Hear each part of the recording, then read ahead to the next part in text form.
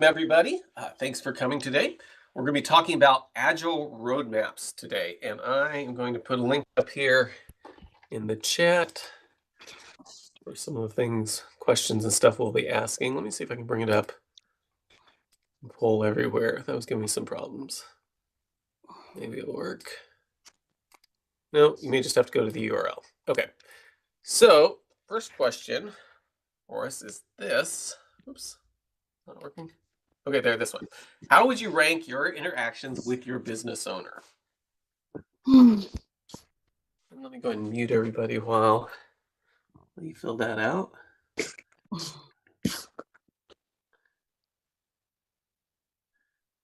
how would you rank your interactions with your business owner?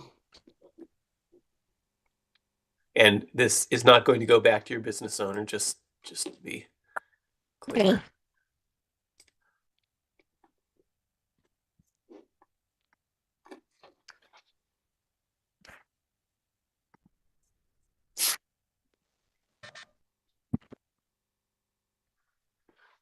Okay, looks like I'm having a little bit of technical stuff on the PC that does the streaming. It looks like it's going through. Okay, I'll just leave that part alone then. Okay, so let's see. So most of us are saying it's pretty good. Some of us are on the bad. No one's at the terrible point. But it looks like many of us would have room for improvement. So we're going to be talking about roadmaps, particularly Agile roadmaps. So let's look at an example of a very early roadmap. A very early roadmap. It had 12 stories that together represented an overall goal. Each story was individually valuable, and each story could be delivered all the way to done independently. And here is a copy of this that archaeologists found, and these are the 10 labors of Hercules. So Hercules was known for going crazy every once in a while, doing a bunch of things and killing everyone around him, and then repenting and needing to go basically do penance. And the way he'd do that is with these labors. So this was his roadmap to redemption.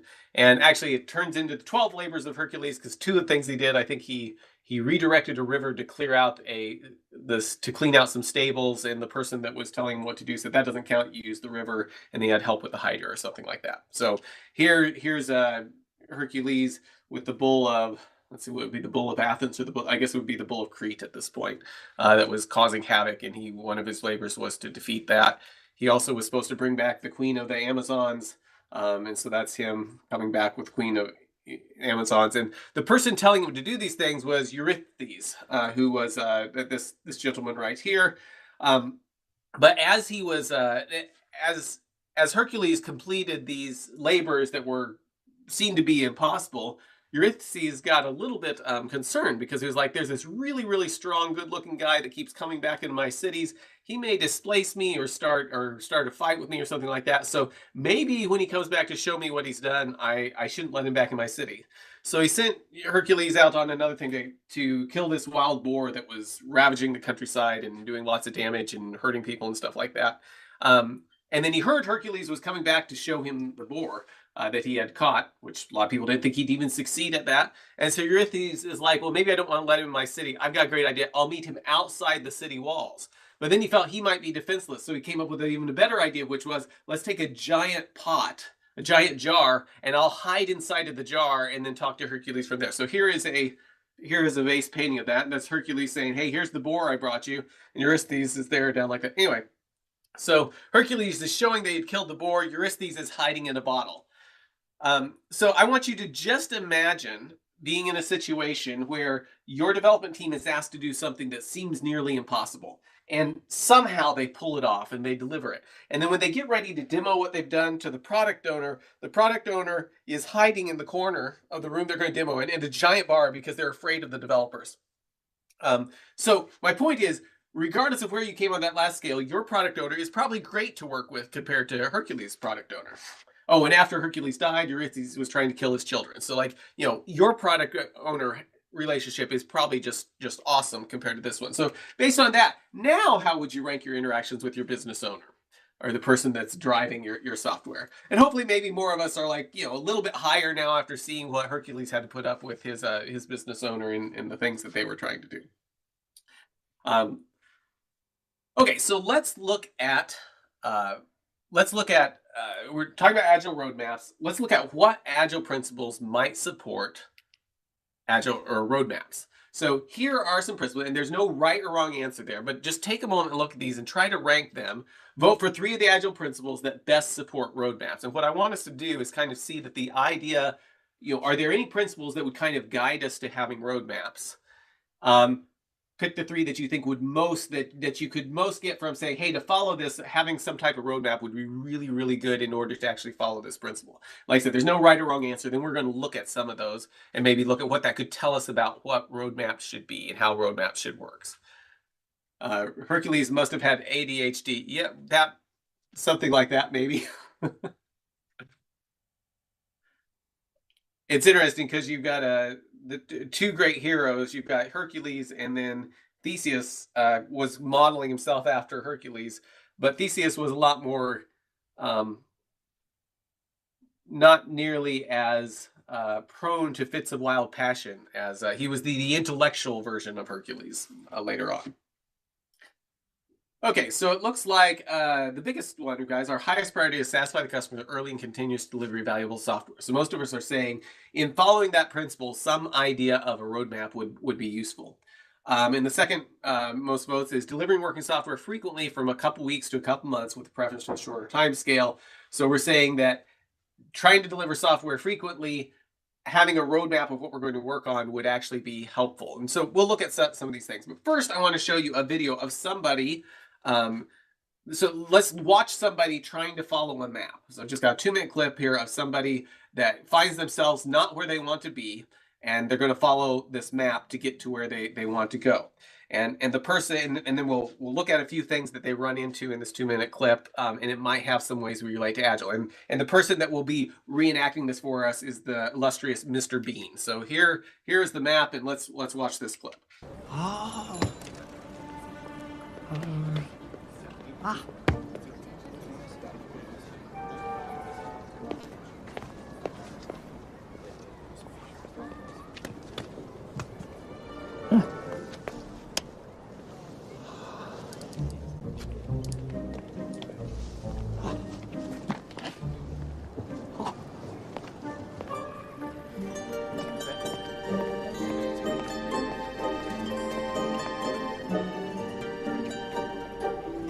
Work is blocked, evidently.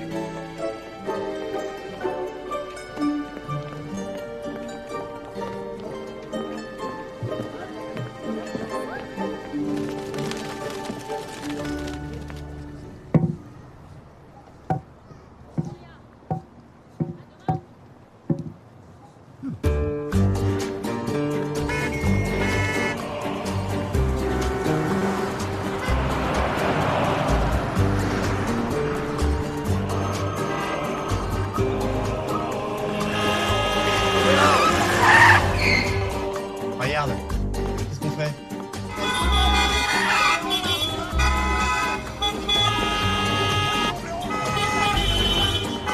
T'inquiète pas, Pierre.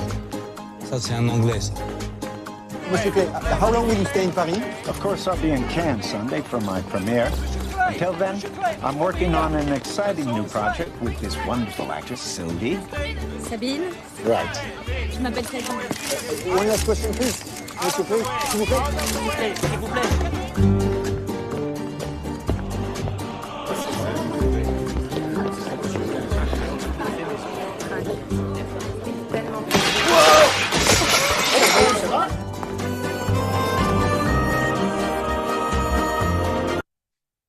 Okay, my point with that clip is Mr. Bean is following a map to get from where he is to where he wants to go, and creates a large amount of mayhem in the process because he's following the map just completely clear, so focused on it that he's completely oblivious to all the trouble that he's causing.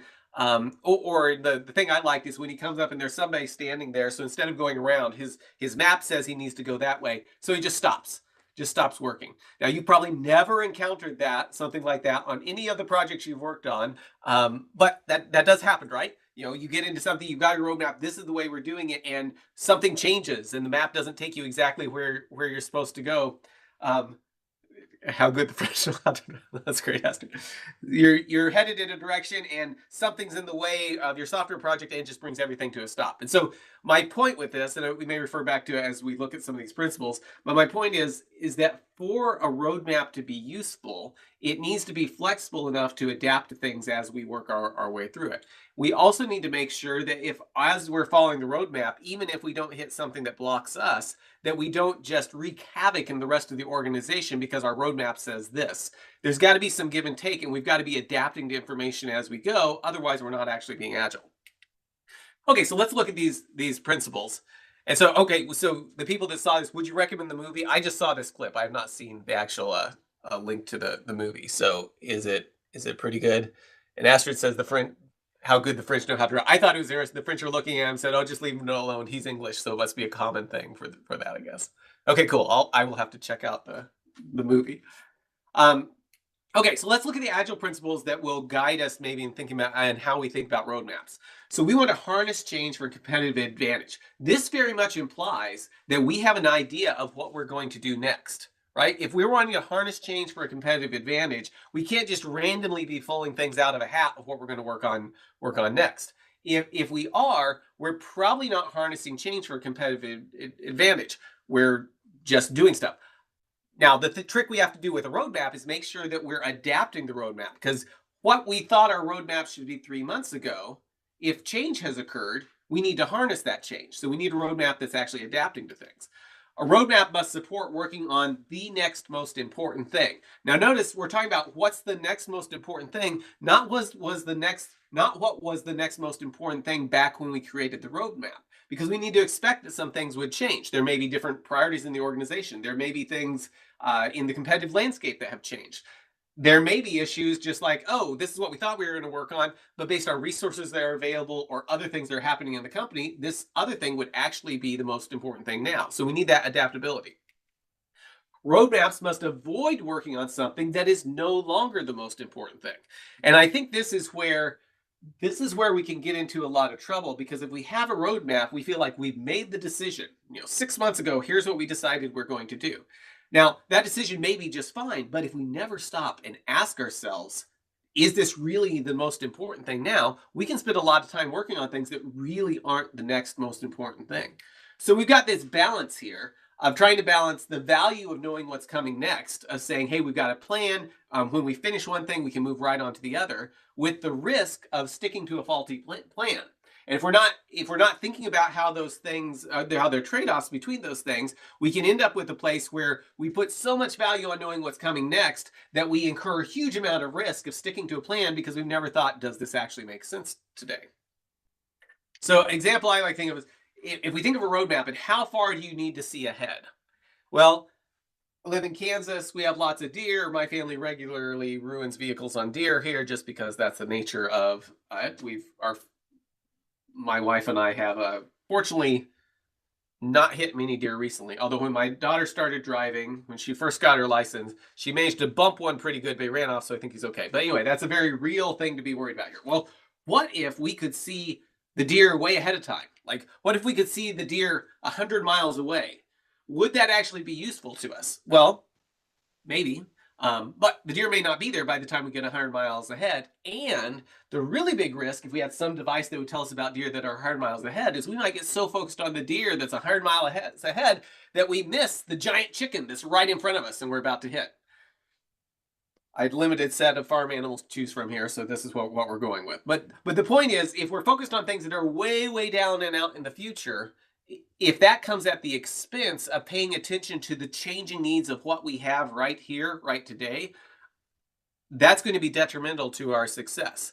And so we need to make sure that the roadmaps may be aware of what's way down in the future and where we're going, but we can't put so much priority on that and set that so much in stone that we're not able to actually make adjustments when the giant chicken runs out in the road. At some point, thinking too far ahead can distract you from what you need to be doing right now. I'm going to switch over to this. If you think of questions you want to see answered as part of this, if they come up, feel free to type in there. If we've got time, we'll go through some stuff on the chat anyway. But if you think of things, feel free to type them in there as we go through. Okay, next principle that we were thinking about. So working software is the primary measure of progress. here is a can't remember if this was actually it's a recreation of a conversation I had with someone, and they were saying to me, and this would very nice person was telling me at a large organization was saying, really we have two definitions of done in our organization. And I said, well, shouldn't delivering working software be our definition of done? Like, shouldn't that be the primary definition of done is we've delivered working software? And she said, yes, that sounds good. And then she said, so as I was saying, we really have three definitions of done, which wasn't at all where I was headed. But my point of saying this is it's very easy to get into situations where our definition of done is kind of all over the place, and we're not really being clear on what we consider something to be done. So in thinking of how we measure progress, that's going to be very important in terms of how we actually create and how we follow a roadmap. So a roadmap can support or hinder the focus on working software. So on one hand, a roadmap can make it really good, really easy for us to decide how we're going to deliver incremental improvements and keep the software working and deliver things that the user can use next. Or it can actually hinder it and make us think something along the lines of, oh, look, we've got these 6 months worth of work. Let's get through all this 6 months or a year's worth of work, and then we'll actually have something that all works together. And a lot of that has to do with how do we split up our work on this roadmap in order to make it to where either we can deliver things incrementally that the user can use, or we've got to wait till it's all done, like they're all interdependent on each other. So let's look at some examples of this. So here, let's pretend we're rewriting an existing system, and all the things in green are going to be pieces of existing functionality, things that the current system does today. The things in blue are things that probably we're using to justify doing the rewrite, right? We're saying there's these new features. It'd be really hard to do it on the existing system. Here's the things we're going to allocate. We're willing to give you a budget to rewrite this because we want these new features. If we approach it like that, we're likely to end up something like this in the way, this might be our roadmap, right? We're going to work on existing functionality and then maybe have a new feature because that's really what's driving this. And we need to show people that we can do this new feature and it's really important to them and people are really, really focused on that. And then we'll do another piece of existing functionality. And then this next really cool feature that people are wanting, that's a justification for this, and we need to be showing that we're making progress on the new features. So this could be a roadmap where we go through our rewrite and it looks something like this. Now, that type of system, if we're looking at replacing an existing system, means that we can't actually go live till we're over here. On the other hand, if our roadmap pushes us to do something like this and we get all the existing functionality done, we may be able to replace the existing system, have working software that's in people's hands that they're benefiting from, and then start knocking out the new features. Now, this can be a very difficult thing to sell to organizations if these features are the things that they're most excited about. But from a standpoint of a return on investment, this might be way more valuable than doing it the other way. So doing it up here versus reordering it and getting something down here to where we're able to get the system up and running sooner. But then the new feature team won't have anything to do for several months. Yes, hopefully, hopefully we can see the problem with having a new feature team and an old feature team. But okay, so moving on from there. So that's one thought of roadmap of how we order things, and we'll look at that a little bit more in just a minute. Another thing that roadmaps can be good for is for helping us think of things that we're not going to do right now. And usually we think of roadmaps as being ways to decide what we do next. Here's the order we're doing things.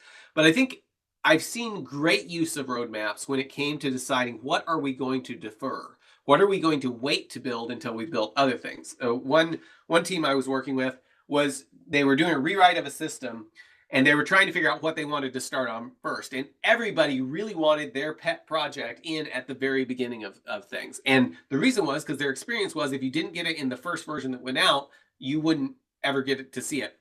And so that they wanted theirs to be part of that first version. So the idea that we were trying to sell people on is let's get the minimal thing that we can take live, and then let's iterate on that. And finally, as we were having conversations about this, we were trying to get people to put things and say, okay, we've got the MVP bucket, which is the stuff that we need to go live, and then we've got the non-MVP bucket. Well, no one wanted their story over here in this thing. The thing they wanted in the MVP bucket because they weren't sure we were ever going to get this. Well, we were able to, as we were creating kind of a roadmap of what we were going to work on, we created another bucket. And we said, okay, this is the fast follow bucket. So the MVP is the bare minimum, and we're not going to put anything in that bucket unless it is absolutely necessary to flip the switch and turn the system on. The fast follow are the things that we want as the very next thing, the group of things that are the very next pieces we're going to work on after that. And then the non-MVP are things that were a lot lower priority. Now, the interesting thing about this is what that meant is we ended up with a bunch of stuff in the fast follow, but it gave us the ability to keep those out of the MVP bucket. So our plan allowed us to deliver something sooner instead of having to wait till all these, I'll call them pet projects. I don't mean that in a negative way. They were very, very important to people and they were being used to justify the rewrite. But had those come first, we would have deferred core functionality and we wouldn't have been able to take the system live as soon. Then when we did take the system live, it would have been a lot bigger, a lot harder to troubleshoot, a lot more difficult to reason about than getting it live and then iterating from there. Next principle related to roadmaps: deliver working software frequently. So when you're thinking about your roadmap, you need to be aware of that a roadmap that slows down the frequency of deployment is not agile. And it's very easy to create a roadmap that makes you start thinking that it doesn't matter if you deploy quickly. That's going to come at the expense of agility, obviously, but it also increases all kinds of risk in your system. The problem is that sometimes when we start looking at a roadmap and we're like, here's our plan, we're not very good at differentiating between this is a plan that we could follow that's going to change and it's going to be a mess and things are going to get dirty and getting all this done, but it still gives us an idea of which direction we're heading. We have a hard time differentiating between that and I have a plan and it will be so. The Captain Picard, make it so. That's not how you don't create a roadmap and then say make it so and it's just there. You create a roadmap which gives you a good idea of the direction to head, not just everything's going to happen that way. So if we stop realizing that there's still a lot of risk, even though the roadmap gives us direction, it's easy to get in a situation where we stop thinking we need to deliver things quickly into production or whatever the highest environment is, because we've got a plan and we think the plan's going to work. Any roadmap you have is just an idea of what you would like to see happen that you can pretty much guarantee is not going to be reality, but it gives you a direction to head in. So here's an example. This actually came from a company I was working with in the agricultural area, and they wanted an online payment portal where people could come in and pay their bills. So overall, the blue thing is like kind of the big thing they want to do. So then we broke it out into some different pieces. We had show the status of an invoice, so you could go and see the status of your invoice. And then the way they were describing what they wanted is then they wanted people to be able to pay the invoices. They wanted to import invoices into the system, and they wanted to be able to see a list of invoices and payments. Well, had we tried to work things kind of in that sequence, they wouldn't have actually been able probably to do anything with the system until all of those things were built. Because for one, you couldn't get, it's the third thing that we worked on that would actually get the invoices into the system. So there wouldn't be anything to pay or see at the beginning. And without having a list of invoices to where you could see to where you could see your invoice, where a customer could see their invoices, they couldn't even get into the point that they'd be able to pay it unless we built something different. So this was one potential roadmap, but this would have kept us from being able to deliver things quickly into the customer's hands that they could use. What we ended up building was something a little bit more along the lines of this. So we said, okay, we've got an online payment portal. Well, what's the very first thing we should start on? And as we talked to him, we said, well, let's get it to where we can actually just get the invoices into the system, because if we don't even have the invoices in the system, there's no sense, they can't pay it unless there's an invoice there. So let's start with that. So we got that to where it was in the system and we could show it was going in the system correctly. And the next thing was to list the invoices. Well, at that point, we had something that the users could actually start seeing the invoices that they owe. They couldn't pay it. They couldn't do much with it, but it was all in one place where they could see, here's all my charges. Here's everything I've been charged. Then the next thing we did, as we got into this, we were like, you know what? You've got this other payment service. Let's just link out to that other payment service. So we built that instead of building a payment portal for them, or building out the actual credit card processing stuff. And then after that, we went to where we could retrieve the invoice status. So this was a very different way, but each of these, with the possible exception of the importing the invoice, although I think we did have a way that the customer could see the most recent one, but each of these were things that we could deliver and the customer could actually benefit from. On the, let's see, is that left side? Yeah, left side. Everything over there, we had to wait until it was all built before you could get any value from it. So going back to kind of our color-coded chart here, Imagine that we've got something where we've now got another color. We've got minimally viable, existing functionality, and new features. And many teams end up working on things like that top thing, where we've got, this existing functionality we're going to do, and then we're going to do this cool new feature we wanted, and now we're going to do something that's minimally viable, and then next back to a new feature. And you don't have anything that works together till you get to the very end. As opposed to this bottom thing here, where you actually say, okay, let's build everything in order to where we get to minimally viable. Then we can do the existing functionality, and then we can get to new features. Because a lot of systems, and I'm still thinking here in terms of replacing a system, but this would hold true for new work as well. But a lot of systems, there is existing functionality that you may not actually need on day one. It's not, you may definitely want it, although sometimes there's existing functionality that you can do without. But if you build that existing functionality in front of something that is absolutely required just for the system to run, you're not following that's not an efficient roadmap. I was working with the Treasury on a project, and there was they needed to keep track of vacation dates in the system. And the existing functionality was they had a nice UI where they could go in and add vacation dates and stuff. But when we were really, really trying to be very ruthless in what we were prioritizing, said, is this actually MVP? Could we go live without this UI interface? And the business said, you know what, if we could just load a spreadsheet into the system, we know what the calendar is going to be like for the next year. If we could just load that in from a spreadsheet, CSV or something, we'd be good for a year. And we're not going to touch this UI for a year anyway, because we know what the calendar is. So they decided to defer that to existing functionality and prioritize the things that let them go live. So these are the types of things we want to think about when we're thinking about how our roadmap is going to let us deliver value quickly, continuously delivering value to the customer. Okay, another principle here.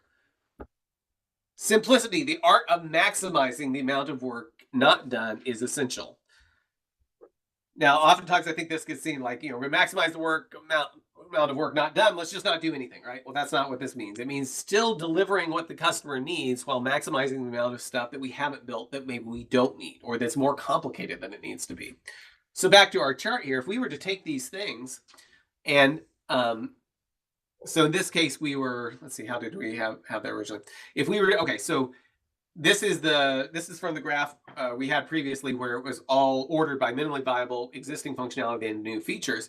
If we start splitting these features in half, we might find that very first one, only half of it is minimally viable. And the other half is existing functionality, but like the calendar UI that I mentioned, it might be something we could defer to later. So if we're able to split these things up, we may be able to dramatically simplify. And once we split them up, we can reorder them, and now we've got a place where we can deliver the first version of the system to the customer a lot sooner, because we've actually used our roadmap and iterated on our roadmap in order to become more efficient in the way that we're doing our work.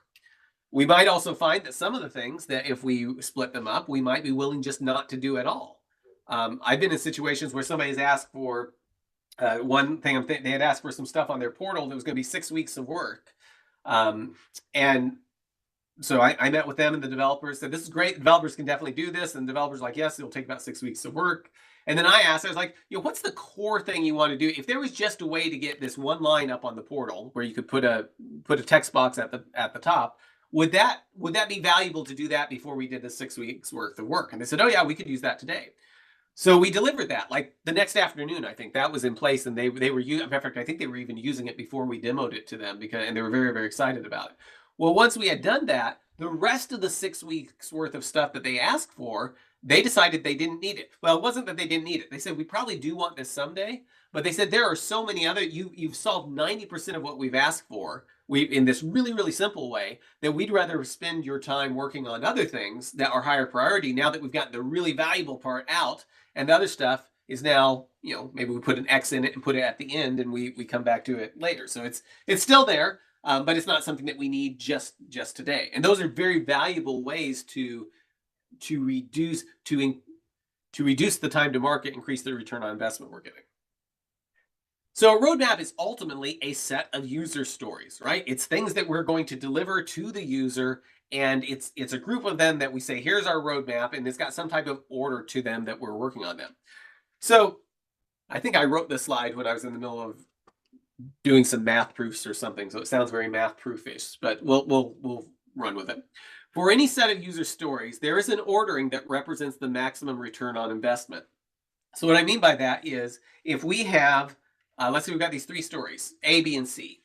Well, there are different ways, and we're going to work on one at a time. Well, we could start at A and then do C and then go to B. That has some return on investment associated with it.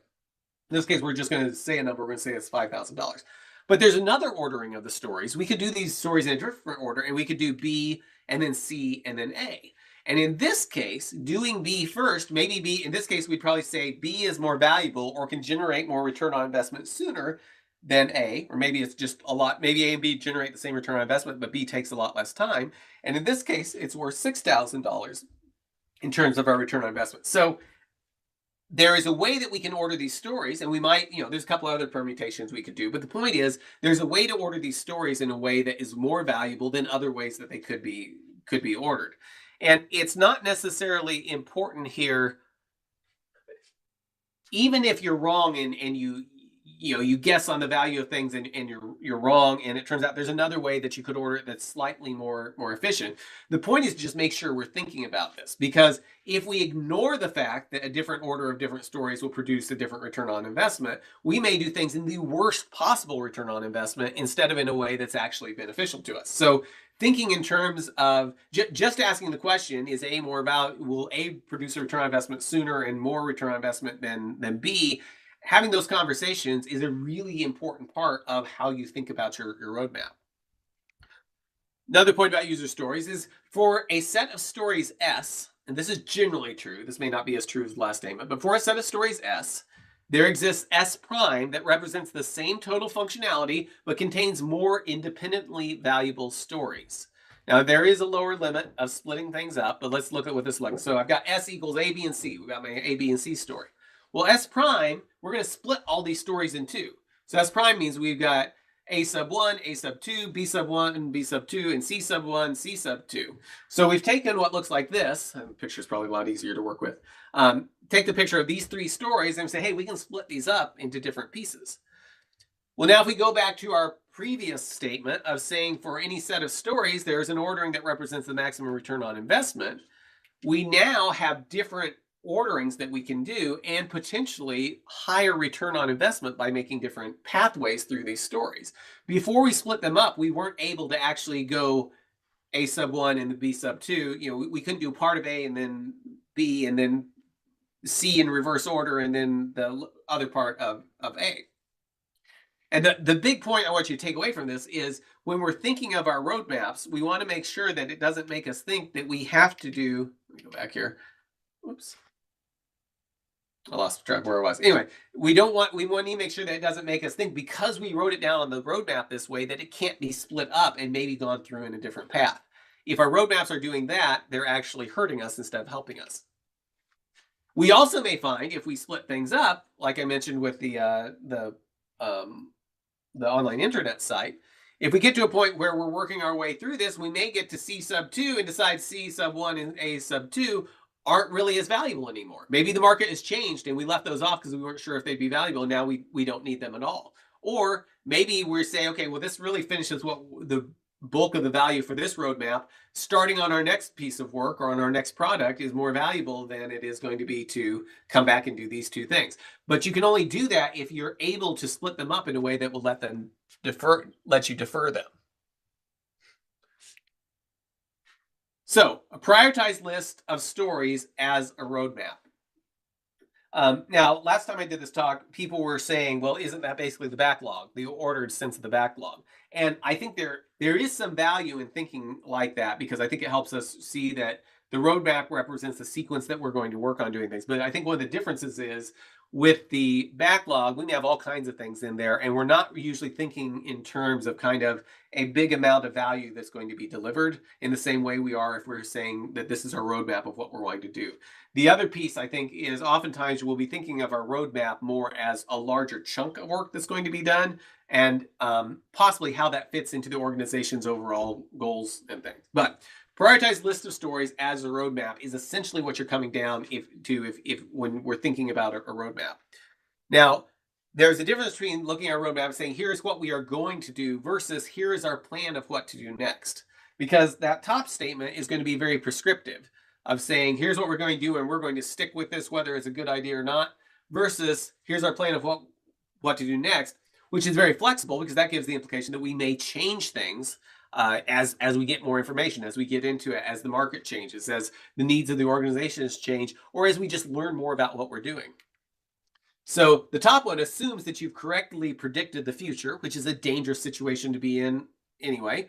The bottom one assumes you only know enough to make a good decision, maybe not even the best decision, but make a good decision about the next best thing. You might think in terms of a flexible epic as being a roadmap. And I think there are ways that you might think of it like this, but there's a danger in this because if it encourages you to work on things because they're in the epic, not because they are the next most important thing, this can lead you astray or make you not as efficient as your team could be. So the value we want to get from roadmaps is having a plan of what we're going to deliver and what direction we're wanting to go without being so locked in that we don't bring common sense into, the cycle over and over again and saying, is this really the next thing we should be working on? Could this story be split into other pieces? Do we really want to do all of this? I was on a project and they had it was a rewrite and there were like 200 reports that they wanted created as part of this.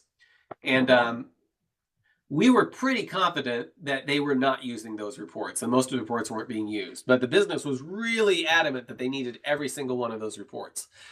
So one idea that was floated is people suggested, let's just mark these all as done. And then when somebody doesn't get to a report they want, they'll file a bug and we'll make it because it only takes, 30, 40 minutes to make one of these reports, or maybe it was a day, something like that.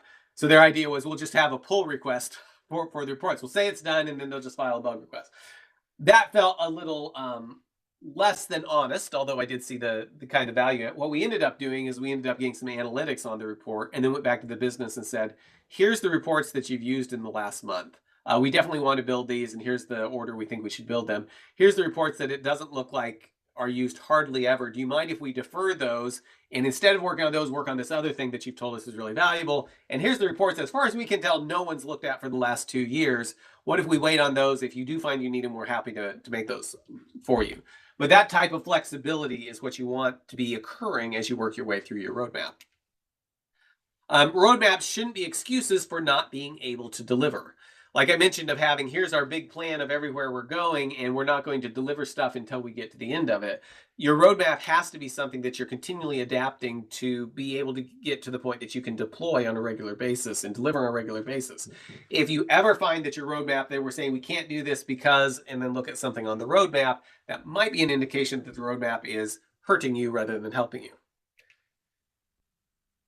Let's see. Oh, okay. So here, these were the labors of Hercules. He had to capture this lion, and then there's the Hydra, and then the hind of Serenia, the boar, clean out the stables. Can't remember what the birds were. The Cretan bull, the horses of Diomedes. There's all these things he had to do. And one thing I want to point out with Hercules is he had all these tasks he was going to be assigned, but he was only told that one task at a time. Now, I'm not saying your roadmap should just be one task, but if Hercules had the whole thing laid out, he would have been distracted by the thing, how do I deal with Cerberus, the three-headed dog, when he was supposed to be dealing with the lion that was right in front of him. He was given one thing at a time, so he was always focused on just the next task. So when thinking of a roadmap, you want to make sure that you're using it in such a way that it keeps the team focused on what's the next most important thing, so all of your attention is on that, within the context of where you're going. I'm not saying like Hercules, you need to not know about any of the other stuff, but I think it is very important to make sure that the team is laser focused on delivering. Because if you get distracted by the whole of what you're trying to do, it's easy to try to work ahead on this and do this and end up in ways that you're slowing down your ability to actually deliver. So working software is the primary measure of progress. Well, if the software is doing no real work, is it actually working? And this is a good question, I think, for asking as you're thinking about how you're going to work through your roadmap, or how you're going to construct your roadmap, is are you doing it in a way that you are actually using working software as your primary measure of progress? Because it's very easy to fall into the trap of having a roadmap point you toward all the stuff you're going to do, and it's all going to come together at the end, which is my experience has been almost always a recipe for a disaster. You've got to assume that it's not going to come together the way you expect and get to that point where you're proving things work as you go, even though our planning minds want to have the idea that, yes, we just build all the parts and then they just fit together beautifully. So in summary, here's the points that I think are worth taking away from this. So 1, Agile principles imply the need to have some idea of the next most valuable thing to work on. There is an arrangement of work that produces an optimal return on investment. And like I said, we may not get to that exact arrangement, but being aware that this exists and trying to strive toward that makes a huge difference in how efficient your software development process is. So 3, dividing stories into smaller sections can increase return on investment because it gives us other pathways through and some things can be deferred or maybe not done at all. Roadmaps, let's see, that's 4. Roadmaps that help make teams more competitive are going to be valuable. Roadmaps that encourage working on lower value work are harmful. So we want to make sure that the roadmaps are helping make us more competitive and helping make us more focused on what's really valuable to us without getting in running the risk of encouraging us to work on things that are lower value. And your customer is much better than what Hercules had. So those are the big takeaways from this, hopefully. Let's see if we got any questions in there. Okay, so moving on, we are going to do a quick few questions on this, what we talked about, just for fun, and we'll give away a copy of my productivity book. I've got a lot of these, so I'll tell you what, we will send these to the top 3 winners. So 3 people can win today. So get ready. Let me post this link in here in case some people didn't have it. You can also go to the link up there. Just type that in the URL, the link over there. And we're going through 5 questions related to things that we talked about. Can't remember if I've got stuff about Mr. Bean in here or not. I hope I did. Okay. So, everybody ready? Oh, and I just had something crash that was not supposed to crash. Okay. Well, I'll have to hope everybody's ready. Well, while you join that, I'm going to open this back up. Should have rebooted the computer that shows the chat stuff for me.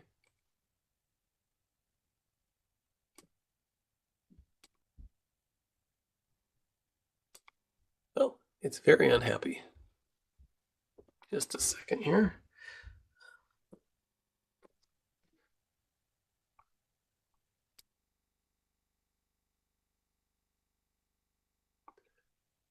Okay. We'll get right back into that. So let's see. We'll come back to these questions in just a minute. So moving on here to the roadmap competition, win up to 1,000 points per answer. So go to that URL if you're not there, and we will get started in 4 seconds. 4, 3, 2, 1. Okay, what labor was Hercules most focused on? What labor was Hercules most focused on?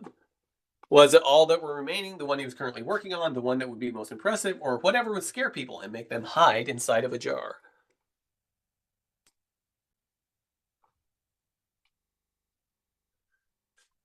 Okay, time's up. Yes, it was the one that he was currently working on. And our takeaway from that is we want to make sure that our roadmaps don't distract us from what the team should be working on today, because that can be a really big risk of, oh, we got this big plan and now we're down here trying to build this thing that we're not going to get to 3 months because we know we're going to need it someday, or we're expanding what we're working on and deferring delivering to the customer because we're looking so far down the road that we're not capable of delivering something for where we are today. 75% of people got it. There's the leaderboard. Next question. When Mr. Bean, I do have this. Okay. When Mr. Bean was following his map or compass, what did he do when somebody was in his way? So he was walking and he's headed on the compass and there's somebody standing there. What did he actually do? Did he go around them, talk to them, stood there and waited, dug a hole, or none of the above?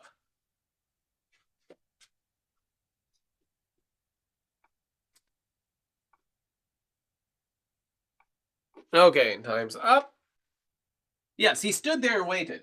This is exactly what you do not want your roadmap to do, right? If you're coming up and you're working on things and it turns out there's something in the organization is blocking it, what you don't want your roadmap to do is make you feel like, okay, the best thing we should do is just not do anything. A flexible roadmap should be giving you the ability to either work around things or do other pieces of the work or whatever. You shouldn't be using your roadmap as a way to block the work that you could deliver. Okay, leaderboard, we've got Chris, Tizzy, Wayne, DG, Guest, Jude, Guest, Eric V, Jeff, and Sridhar. Next question. How might a roadmap be harmful? It might encourage you to divide work into smaller pieces. It might help you know what is next to work on. It might encourage you to work on lower value work, or it might make you look at the Agile principles. Which way might it be harmful? And yes, it might encourage you to work on lower value work. And I would encourage you to make sure you think about how that could happen. Because if I've got a roadmap of 5 things, and the last one is something we're like, we think we want to do this. It's not going to be really valuable for a while, but we think we want to do that. And for some reason, having the roadmap makes it so when my developers are building the first thing, they start thinking about ways to prepare for the 5th thing in a way that starts slowing down their work. That means they're working on lower value work instead of the thing they can deliver up front. So that's what you want to watch out for. If a roadmap is encouraging to work on lower value work, it's becoming detrimental, and you need to find ways to keep people like Hercules focused on what we're working on today. Okay, Tizzy pulls into the lead. Next question. How can we increase return on investment? Should we switch to Waterfall, create longer roadmaps, divide stories into smaller independent deliverable pieces, or hire Hercules as a developer? What is the best way to increase our return on investment?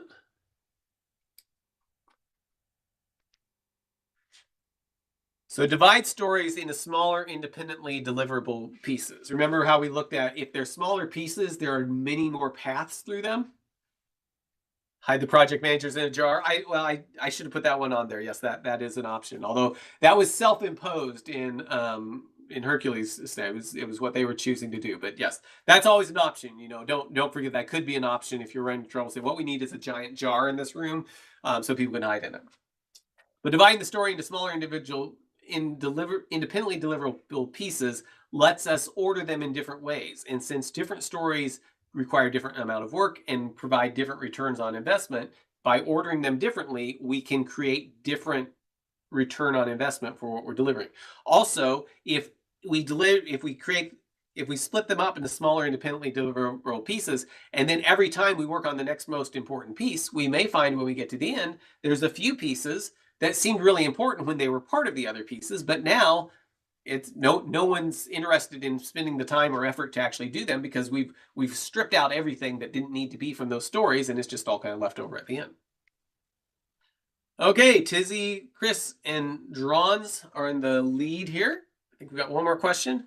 According to the talk, what might happen if you are focused on deer 100 miles away? According to the talk, what might happen if you're focused on deer 100 miles away? The flux capacitor might overheat. You might get a speeding ticket. You might accidentally listen to polka music. Or you might miss the giant chicken standing right in front of you. And yes, now the flux capacitor might overheat, but that might not have to do with what you're focused on. I don't know. But the point was you might miss the giant chicken that's right in front of you. Remember, you've got these deer 100 miles away, and you're so worried about what's going to happen in 100 miles that you miss the roadblocks and the impediments and things that can really mess up your car right there in front of you. And so there's the winner, Tizzy, Chris, and Drons. You guys have the top spots. Congratulations. Send me an email, give me your address, and I will get you a copy of this book mailed your direction. Hopefully that's useful to you all. And let's see, do I have... Okay, feedback on surveys. Please do fill that out. Okay, oh wait, he's passing it on to someone else. Chris, do you remember who was after you? If you were right after Chris, go and email me and I'll send you a copy of the book. I'm wondering if it's the people with the fastest internet connections, you know, they're continually at the top of the list of people the fastest that click. So please fill out the presentation feedback. We didn't have questions before, although I think if I go back to it, I'll kick you off this. Somebody had a question about lean, I think. Do you want to go ahead? David, were you the next person on the list? Or do you have the question? Okay. Okay, so do you have a copy of the book already? Okay, so send me an email. I'll get it headed your way. You think it's the people who read the answer? Did I put all the right answers on the bottom? I was trying to do it randomly, but I may have messed up this time. So somebody had a question about lean, and I can't go back to it without messing up what we're on here. Please do fill out the survey. I really, really appreciate that. But did you want to ask that question again, and we'll see if we can talk about it?